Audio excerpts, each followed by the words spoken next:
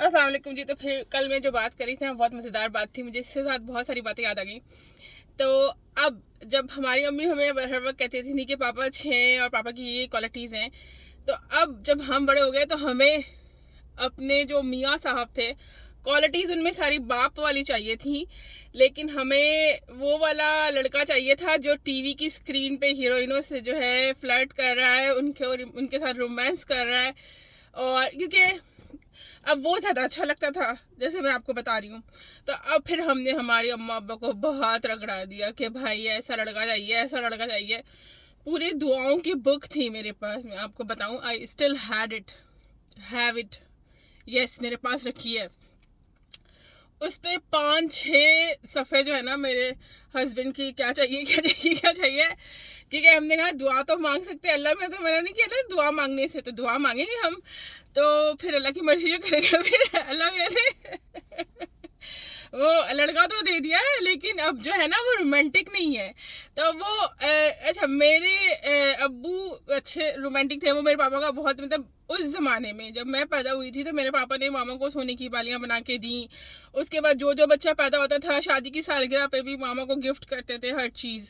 मेरे मियाँ नहीं करते, वो चिल माहौल है, वो जो है ना कहते सब कुछ तुम ले तो लेती हो, मैं क्या खरीदूँ। He is bit introvert.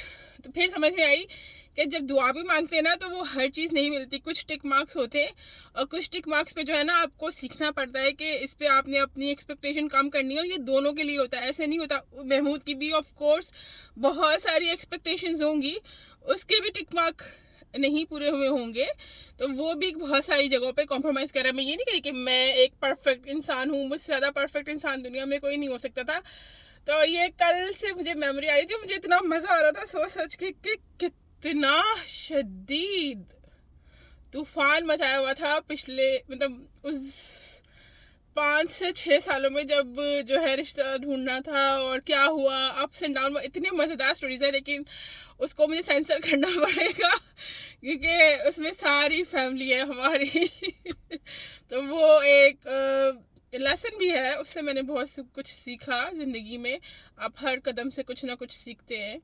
तो बस मैंने सोचा कि मैं आज इसको ज़रूर रिकॉर्ड करूँगी। अपना ख्याल रखिएगा, अल्लाह हाफिज़। अच्छा, मैं ना अपने बच्चों को हमेशा ये समझाती हूँ कि यूके में ना आपने भी ना किसी की गाड़ी देखकर या किसी का घर देख के ना मुतासिर नहीं होना, क्योंकि यहाँ पर गाड़ियाँ लीज होल्ड होती हैं। आप यहाँ पे एक सिस्टम है कि आप एक डिपॉजिट दे दें थोड़ा सा, और हर महीने 300-400 पाउंड देते रहें नई गाड़ी का। जैसे किराए के घर होते हैं, इस तरह किराए की गाड़ी होती है, और 3 साल बाद आप उसको बदल सकते हैं। तो जब आप किसी के पास नई गाड़ी देखें तो आपने मुतासिर नहीं होना, या मतलब उसके यहाँ पे स्टेटस को के लिए या शो ऑफ के लिए बहुत सारे लोग ये करते हैं, और उनको लगता है ये ज़्यादा अच्छा। लेकिन ये भी एक सूदी निज़ाम होता है, आपको गाड़ी की जो कीमत होती है उसकी असल से कई गुना ज़्यादा आप जो है ना वो किराए में दे देते हैं उसके।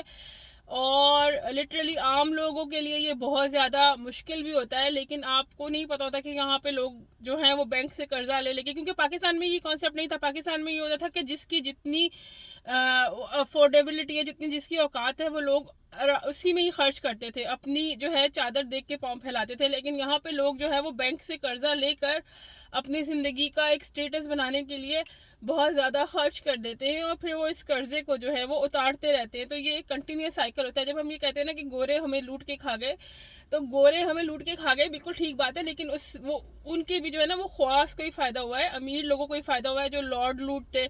जो गरीब बंदा है ना, जो गरीब गोरा है, जो नॉर्मल गोरा है, वो अभी भी जो है 9 to 7 जॉब कर रहा है, काम कर रहा है, या उसकी लाइफ जो है वो बहुत मुश्किल है, सारे बिल्स के साथ, सब चीज़ों के साथ, सब खर्चों के साथ आसान नहीं है। तो आपने कभी भी अमेरिका में या वेस्ट में जो है किसी भी अमीर बंदे को देख के मुतासिर नहीं होना। उसके पीछे बहुत सारी कहानियाँ होती हैं जो कि हमें पता नहीं होती। अल्लाह हाफिज़। तो मैं शॉपिंग जो करती थी, मैं शॉपिंग किस तरीके से करती थी, सेल से ही चीज़ें लेते थे ज़्यादा हम लोग। मुझे जो है ना एक बीमारी है, मुझे गिफ्ट ख़रीदने का बहुत शौक़ है, और मुझे बहुत अच्छा लगता है सब घर वालों को, मेरे महमूद के घर वालों को, सबको, कज़िनों को गिफ्ट देना शुरू से, क्योंकि ये मेरे पापा की आदत थी। मेरे पापा जब भी जाते थे, जब हम छोटे होते थे, अभी भी मेरे पापा बहुत गिफ्टिंग करते थे। छोटे होते से हमने पापा को गिफ्टिंग करते देखा। हमारे बड़े फूफा, जो जिन्हें हम इज़्ज़त से दादा कहते हैं, हमारे दादा सबको इतने गिफ्ट करते थे, तो शायद ये उनको देख देख कर हमें आदत पड़ गई थी। और फिर जब मैं यहाँ आई तो मैंने कहा कि अब मैं एक कमीज़ पहनूंगी ना, मैं दूसरी कमीज़ भी ख़रीद लूँ, तीसरी भी ख़रीद लूँ, चौथी भी ख़रीद लूँ, मैं 4-5 कमीज़ें अपने ख़ुद तो नहीं पहन के बैठ जाऊंगी ना। मुझसे मेकअप होता था, मेकअप बच्चों के साथ मेरे ख्याल में 10 साल मैंने कुछ भी नहीं किया। पिछले 10 साल मेकअप करने का क्या, मुझे तो अपनी शक्ल देखने का भी टाइम नहीं मिलता था। और छोटे से बाल थे तो बस उठे, मुँह हाथ धोए, और 2-2 दिन बाल भी कंघी करने का टाइम नहीं मिलता था।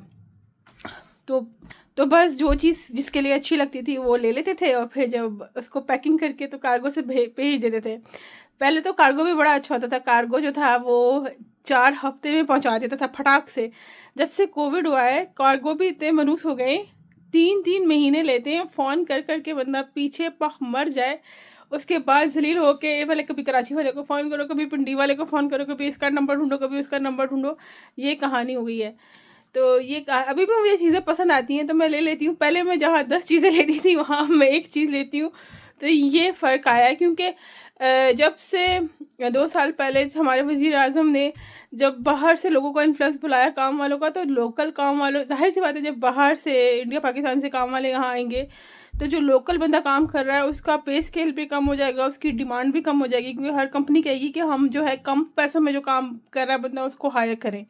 तो इस वजह से भी जो है ना हमारा फाइनेंशियल जो पूरी यूके का सिचुएशन है ना बहुत चेंज हुआ है। दिल तो मेरा करता है अभी भी जो है ना पूरे का पूरा यूके उठा के पाकिस्तान भेज दूँ। इतनी मज़े की चीज़ें होती हैं, अगर मेरे बस में हो ना तो मैं सब कुछ भेज दूँ।